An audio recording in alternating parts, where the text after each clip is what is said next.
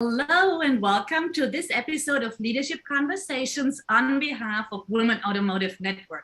I'm your host today. My name is Micha Goebig. I'm a confidence and leadership coach for women in male-dominated industries, as well as the owner of a bilingual communications agency for German car makers and the supplier industry. Today, I am very excited to be talking with Katharina Hopp, Senior Vice President IT and Business Unit Lead Mobility Solutions at Bosch. Thanks for being with us today, Katharina. Would you Thank you for the invitation. A little bit more about yourself? Well, thank you very much for the invitation, Micha, and also thank you for the invitation of the Automotive Network. I'm really excited to be here because we've already talked about a favorite topic in the last summit of the Women Automotive Network, and this is about how that would drive diversity. So my background basically is from transformation and bringing perspectives together and making teams grow. And then in all various kinds of functions, I started out eventually as a management trainee and then went to become a product manager for cordless drill drivers. So yes, in the power tools industry. Then I went on to the central headquarters, and I also founded a business unit on urban mobility. And at the moment, I am staying with the corporate IT, where I'm heading the mobility area, which also is quite a transformative job to bring business and IT together. On a personal note, I live here in Germany after various assignments abroad. And now with my family, I have 2 kids, I'm married, and I fancy reading and sports if there's any time left. Thank you for sharing that. And you've already mentioned diversity, so I guess I can guess the answer to the first real question, but let's hear it. Why did you get involved with the Women Automotive Network as a speaker primarily? Well, because I really love the idea that we got to drive diversity, and I think women are one of our largest diversity groups. In general, I favor kind of all kinds of diversity. It's also about generations and age. It's also about cultures and internationals. But I think especially women in the automotive industry still need to grow a stronger number and a stronger majority in that area. Yeah. So we're all for female empowerment here. Yes, absolutely. Speaking of power, I read your motto, and we just have to share that with the audience. It's great. If everything is under control, you are not driving fast enough. That's an amazing, badass motto. So you're really a go-getter and a driver of things. We've heard that already with your professional bio. Where do you feel like the automotive industry is not hitting the pedal to the metal in right now? Well, I think the one thing about this motto is about speed. And I think the automotive industry could definitely use even more speed than what they apply already, from becoming hardware-centric to software-centric. Mm-hmm. There is, I think, a certain understanding already that software will be differentiating in future from a customer's and a user's perspective. But I think from a manufacturer's perspective, we're not there yet quite.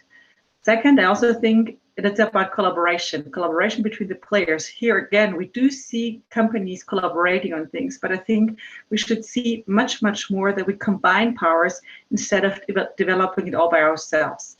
And third, basically, it's the shift in the mindset, also from how we look at people, how we acquire people, how we evaluate people. And there's, I think, much more necessary coming. It comes along with this software focus to see that we should not maybe only look how much experience do people have, how many years are they already in a certain industry or a company, but rather look by what can they contribute to our new challenges, and rather look into those skills and say, okay, which kind of competencies and skills do they bring with us? But the second part of this quote, and allow me to mention, it's also about having control or not having control. And I think this is also something where we need to start a little bit letting loose of having everything under control, but trusting our people, trusting our networks, trusting the crowd that we eventually going to find the solution. So this is also about not having everything under control. I love that. That's super important to mention, because in transition times, especially, like, what is the quote? Growth only happens outside of our comfort zone. Whoever said it, I don't know, but there is, of course, a lot of truth in that, and we have to trust that development at a certain point. I love that.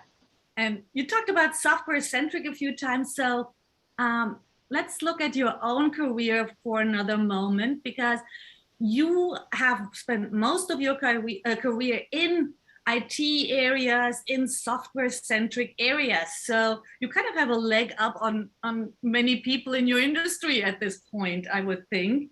So how does that background serve you exactly? And also, how does it connect to your passion for diversity? You're absolutely right. When I joined the automotive sector, which was a couple of years ago after my power tools time, this whole software, the urban mobility part was really about being software centric, about putting data in the center. And I have to be very honest, for me it was also quite a learning curve to really see what IT and what software can do for us. But for me, it was the key learning that we need to embrace it. We need to embrace the agility. We need to embrace the constant learning. And I think this is something about software and IT people that's very fascinating for me, that they're always learning about new tools, about new technologies. So they're quite open to bring on new things. Second, I think this idea of that you deliver something that you already know will never be ready. For them, it could be a threat, but I perceive it rather as a relief to say, okay, we can still fix it afterwards, right? You can have another release, you can add another function. So to have this ongoing life cycle, not like with hardware, once it's gone, right? You can, if you really have to call it back, it's going to be at a very expensive state. So exactly, having this opportunity to improve your product, although it's already used, I think this is something, this idea of not having to deliver the final product at a pitch perfect timing. I think this is really something we should embrace also more in the future of mobility. Yeah, I mean, circular development and the iterations and the agile approach to working, it offers, of course, it's huge, right, for the automotive industry going forward. Absolutely. So how about the diversity piece? How does that come into play in a software-centric world? And because there are a lot of challenges right now still. Well, absolutely. And I think in general, you need much more skills when you're talking about software, when you're talking about also the point of connectivity that's coming up. This allows a car to be something really else. A car can be an experience and will be an experience, even if we're coming to the stage of autonomous driving, where you not even have to focus your attention on anything around driving.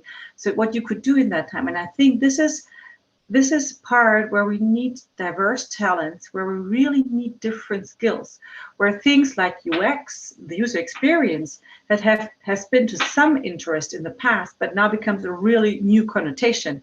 What happens if your UX is not only around how a car smells or how the steering wheel feels, but it's really how you perceive the car, what you can do in a car, if you can watch movies, do your shopping or whatever. So this is really something that we need to learn to understand what users want and become even more centric, because personally, I'm absolutely convinced that coming from a differentiating point of view, the importance of hardware will, in relevance, decrease.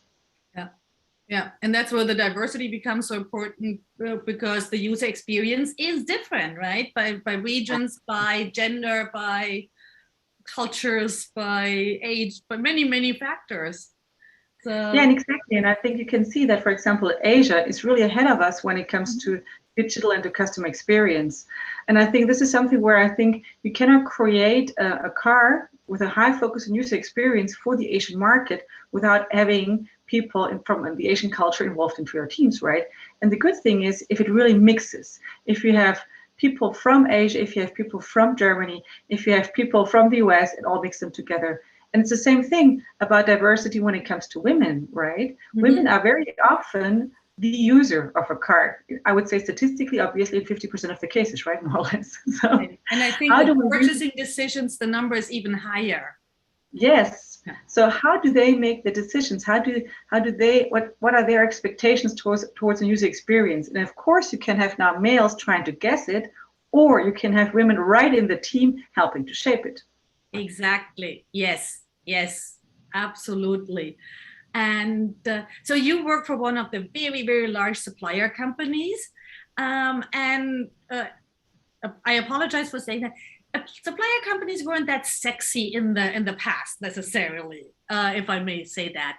But now with that software-centric focus, I feel like supplier companies are really getting in a very different, they're positioned in a very different space. It's way more interesting from an outsider's perspective. So as it's all about people, how is your company as a large supplier working on diversity and drawing talent to the industry, to your company? It's a competition with big tech.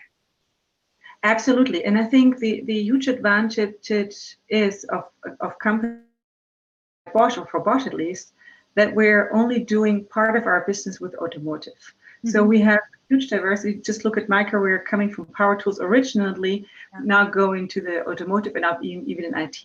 And we have several careers in that direction, where I think it's also about the flexibility.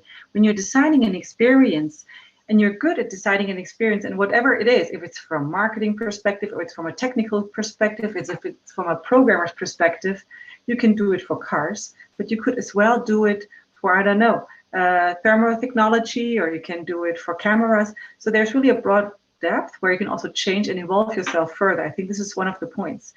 The second point is that I think large suppliers, like Bosch is, we're doing a lot on diversity, how we're going to cater, for example, for working models. We've just recently launched the so-called smart work, where you were able to work up to 54 days outside of your home country. And this is quite amazing if you think about it, especially attracting young digital talent. This is a huge asset. Mm-hmm. Another asset is that we're equipping our people with the right environment, with the right equipment. So if you have a proper iPhone, if you have a proper laptop, this really is fun to work at. And after all, I think one of our really strong foots is, and this is something where I think we are quite modern, is we have several working models. Remote working is not new for us. We have it already for years. And now with Corona, we've been able to ramp up very quickly to make sure that everybody works from home. So thanks, a big kudos to my colleagues from the infrastructure IT. They did a fantastic job, but also from how we steer people. And I think this really makes a difference. How you can get more diverse talent, how you can get more younger talent, more digital talent, by showing them what the company also can do for them, and then creating an environment that maybe isn't hire and fire, but really is about more appreciation. And yes, there can be, of course, always more appreciation. That is true. But I think the good thing is also about Bosch, it's very value driven. You can see that, for example, on our work on sustainability. This is, we do feel in the company, and I think everybody who is in the company would share that with me, feel a strong commitment to the legacy of Robert Bosch, the original founder, who was a very human-centric and a very sustainability-oriented person. You can see in many quotes he posted.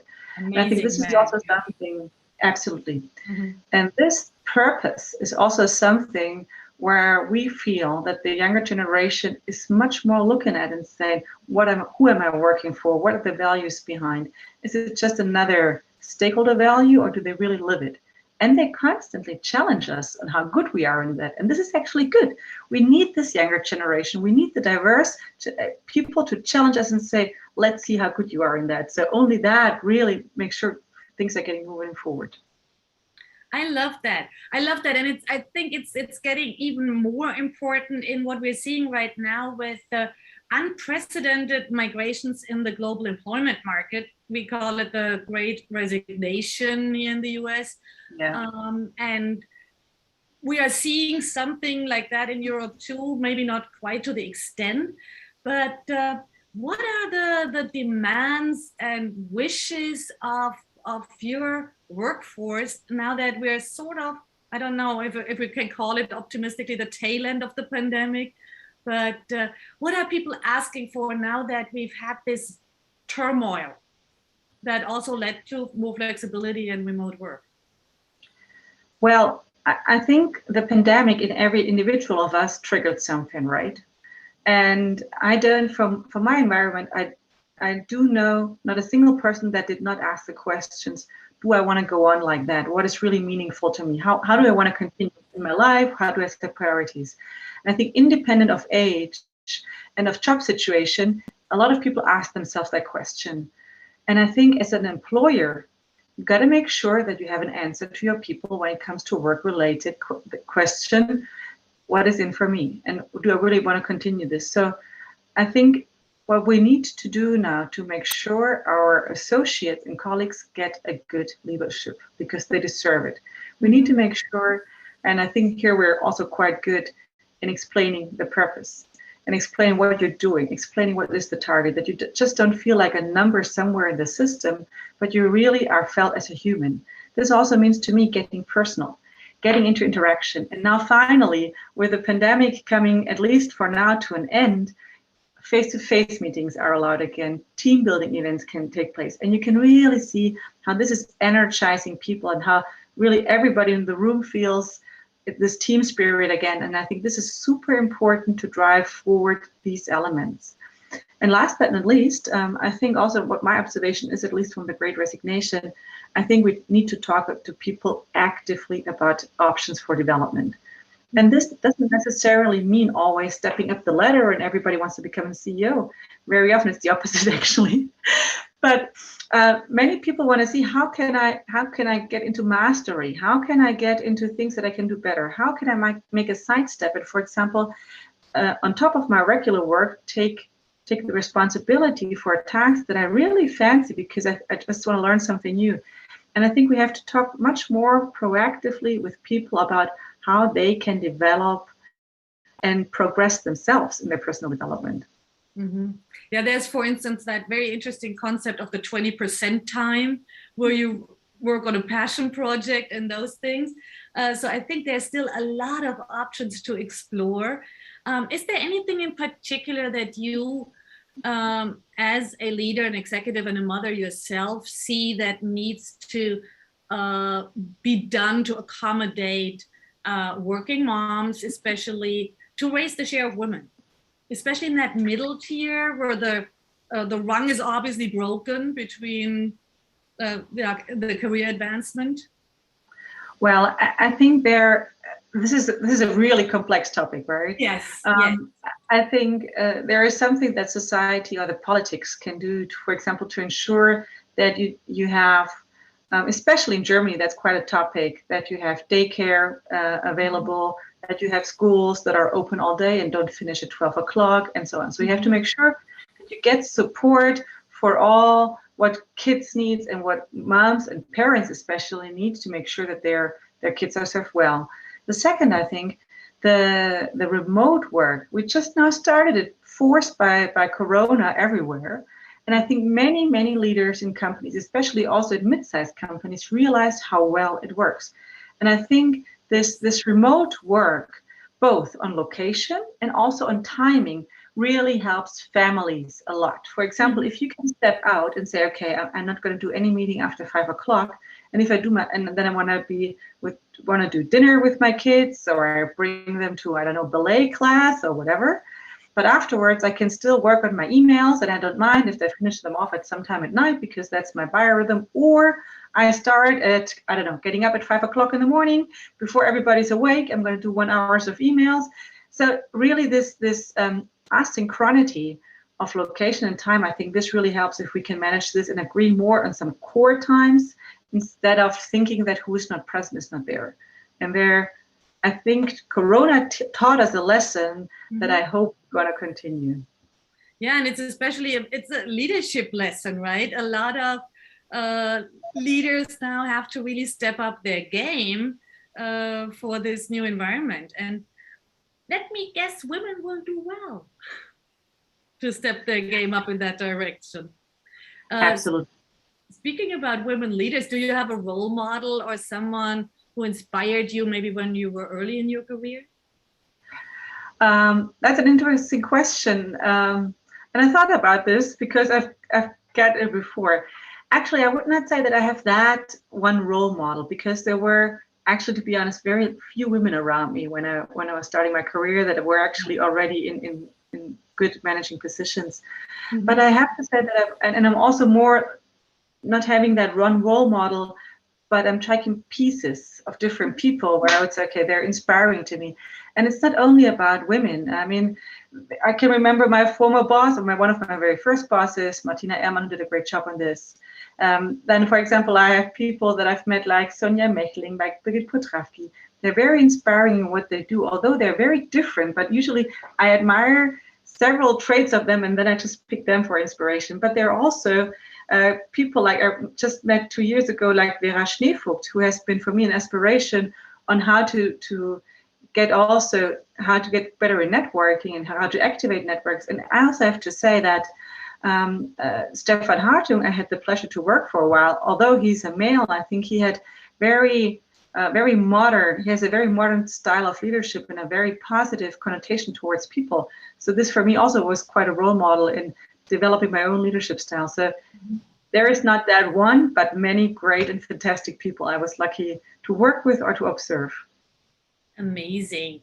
Thanks for sharing that, because I think that's important, especially for younger women, to hear that you really have a choice how you develop your leadership style, and just picking your elements from best boss and or people you just see. So on that note, is there some must-have or must-do for young women interested in the automotive industry, either on the engineering side or also on the non-technical side? Well, I would say no. Come as you are. Come as you are. Dare it. It's a cool industry. I think the industry is so much a transformation. There is, and if you want to do things in a little bit, of course, transformation is always more complex because building up is the one thing, right? There you have to manage the speed and to get the resources on, and you have different challenges because you have a so-called green field and you don't know sometimes how you do. Transformation has the advantage that there's already existing framework that you can build upon.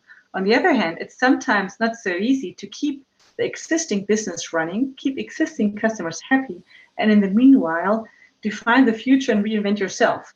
So just on a personal note, this is the part that always struck me more, where I thought this is the real complex challenge, how to develop that. So, and I think this is something where the automotive industry is right in this transformation phase. So everybody who's courageous, everybody who wants to try new things, I think is super suitable for the automotive industry at the moment. Thank you for that. I think that's exactly what it is. It's such a time of opportunity. It's very exciting. People who are drawn to that will really find a good home there right now, especially, and going forward. Yes. Last question. What advice? I mean, you have kids, so that might be a little easier for you than for people without kids. What advice would you give, looking back, your 16-year-old self? Well, I think there are two things I would advise myself. I would first advise myself to really believe in myself and to be confident, and to also trust. This is the one thing, to trust in my abilities and trust in my skills. And on the other hand, to build networks and leverage it. This is something I've just learned when I was older, to realize you're surrounded by advisors, by helping hands, by supporters, by mentors. You just need to speak out loud. You need to let them know that you have an issue. And today I'm much more confident to talk about things I don't know, things I'm not able to do, because that will attract those people that are complementary to you and help you to do the things. You don't have to do it all by yourself, but actually complementing and partnering up with the right people, with the right partners in crime. I think this is so important. So yeah, I think this would be my advice to my younger self. I love that. I love that, because so many of us struggle with asking for help or saying, I don't know. And I feel like it's women also struggle with leveraging their networks. Most are really good in meeting people and fostering their network and giving to their network, but not that much in receiving. So thank you so much for sharing that. And that's all we have for today. Thanks, Katharina, for being here and sharing your story and sharing your outlook on the industry and raising the excitement bar for women joining the industry or starting their career out right now and going forward. Thank you so much. Thank you for having me, Micha.